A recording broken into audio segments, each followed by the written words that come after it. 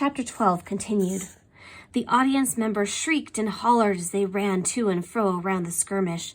However, some were more mesmerized by the action playing out in front of them that they edged in closer to a better view of the gritty battle, oblivious of danger.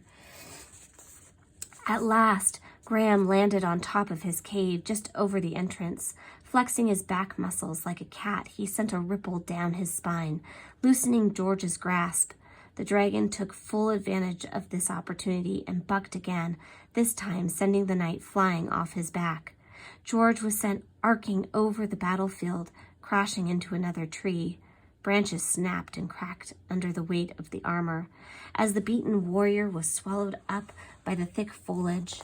Once more, Graham laughed now in a low, cold snicker. "You are finished, toy soldier.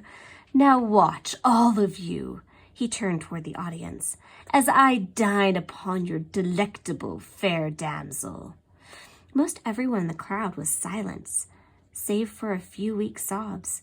Kenny was wringing his hands and holding his breath. "It's almost over," he whispered to himself. "Come on, George."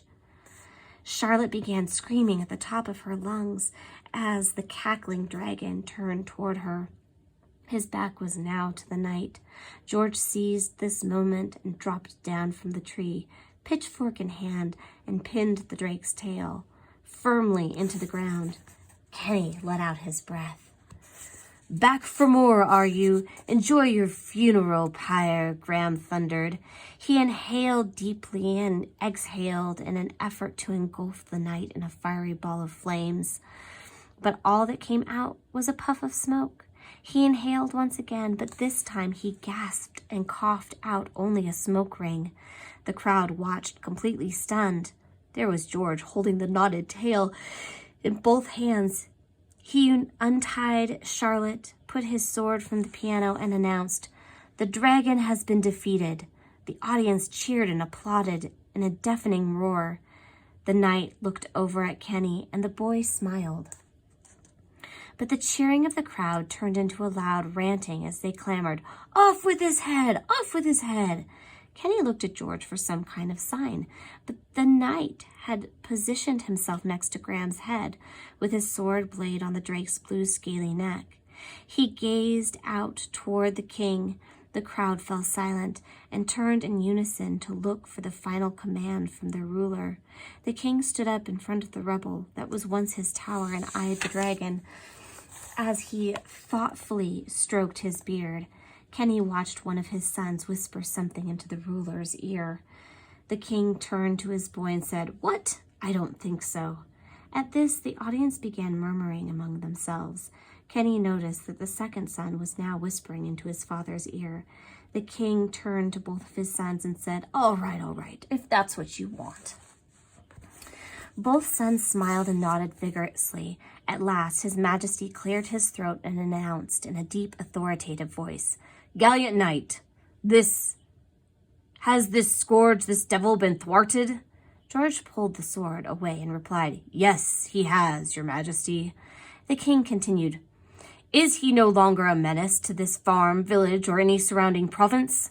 George sheathed his sword and answered, "I believe he is no longer a threat to anyone present." "Indeed," said Graham, as he leapt forward and bowed to the crowd. I have learned the error of my vicious ways." "Then I declare this battle over," the king announced. "Sir George is victorious." The crowd burst into uproarious applause. Kenny was relieved. They had fooled the entire town, and neither of his friends had been hurt in the process. But then someone else stepped into the battlefield, for you see, when Graham stood up to take his bow, his tail slid out of the pitchfork, and that did not go unnoticed. Porky's father stormed up, waving his arms madly. "Whoa, hold on a minute," he yelled. He picked up the pitchfork and held it over his head. The audience oohed. "This whole thing is a joke. It was rigged from the start. The old coot was never going to kill that dragon," he said, pointing at George, and he rubbed the tines of the fork. "And this ain't no magical pitchfork, it's just painted gold." Kenny's heart was beating so hard he could hear was ba-bum, ba-bum, ba-bum. Scanning the stage, he saw that his mom, Charlotte, and a scowling George were watching Porky's father. Finally, his gaze met with Graham's lemony, glowing eyes. For the first time since they met on this hill, all those nights ago, he saw genuine fear in them. "Now I say we take responsibility for our own and finish this once and for all," Porky's father shouted, pointing the pitchfork at Graham's chest. "Who's with me?"